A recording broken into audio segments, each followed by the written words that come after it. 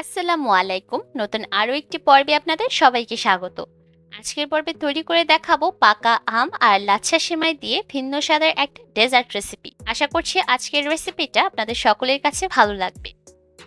ডেজার্টটা তৈরি করার জন্য আমি এখানে ব্যবহার করেছি 1 কাপ পরিমাপে কিউব করে কেটে রাখা পাকা আম, সেই সাথে নিয়েছি 1 কাপ পরিমাপে পাকা আমের পিউরি, 1 টেবিল চামচের মতো নিয়েছি কাঠবাদাম কুচি, আর সেই সাথে নিয়েছি লাচ্ছা সেমাই। আর লাচ্ছা সেমাইয়ের পরিমাণটা অবশ্যই আপনারা আপনাদের প্রয়োজন অনুযায়ী বাড়িয়ে কমিয়ে নিতে পারবেন। এবার চলে যাচ্ছি মূল রান্নায়। তার জন্য চুলায় একটা প্যান বসিয়ে দিয়েছি আর এর মধ্যে নিয়েছি 1 টেবিল চামচ ঘি। ঘিটা যখন মেল্ট হয়ে যাবে তখন এর মধ্যে আমি বাদাম কুচি দিয়ে দিলাম। এবার এই বাদামটাকে কিছুক্ষণের জন্য ভেজে নিচ্ছি।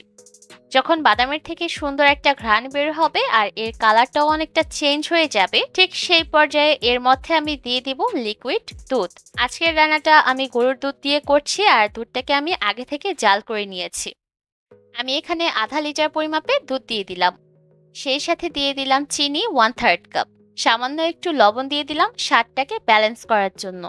এবার সবকিছুকে একসাথে নেড়েচেড়ে মিশিয়ে দিচ্ছি। চুলার আঁচ মিডিয়াম হিটে রেখে এবার এই দুধটাকে জাল করে নিচ্ছি। যেহেতু দুধটা আমি আগে থেকে জাল করে নিয়েছি, তাই এই পর্যায়ে খুব বেশি জাল করে ঘন করার প্রয়োজন নেই। যখন দুধের মধ্যে খুব ভালোভাবে দু একটা বলক উঠে আসবে, ঠিক সেই পর্যায়ে এই দুধটাকে চুলা থেকে নামিয়ে ঠান্ডা করে নিতে হবে।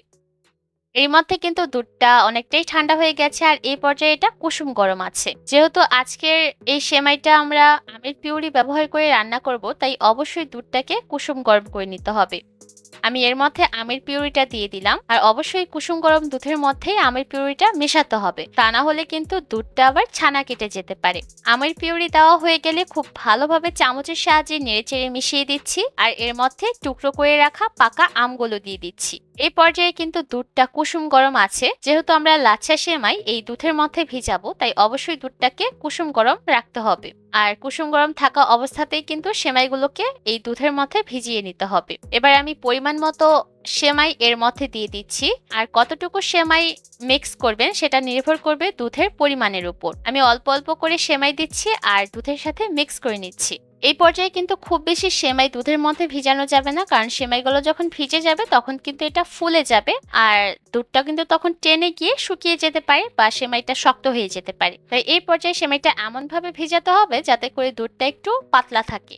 এর মধ্যে কিন্তু সেমাইটা ভিজিয়ে নেওয়া হয়ে গেছে। এবার উপর থেকে আমি কিছুটা লাচ্ছা সেমাই ছড়িয়ে দিচ্ছি আর সেই সাথে টুকরো করে রাখা আম দিয়ে দিচ্ছি। আর এটা আমি গার্নিশিং এর জন্য দিয়ে দিচ্ছি, পুরোপুরি অপশনাল, চাইলে বাদ দিতে পারবেন। এবার একটা বাটির মধ্যে আমি সেমাইটা সার্ভ করে দেখিয়ে দিচ্ছি আর দেখে নিশ্চয়ই বুঝতে পারছেন সেমাইটা ভিজে যাওয়ার পরও কিন্তু একদম শক্ত হয়ে যায়নি, নরম আছে। আর যখন সেমাইটা দুধের মধ্যে ভিজাবেন তখন অবশ্যই একটু নরম রাখার চেষ্টা করবেন, তাহলে সেমাইগুলো ভিজে যাওয়ার পরও এটা অনেকটা নরমই থাকবে।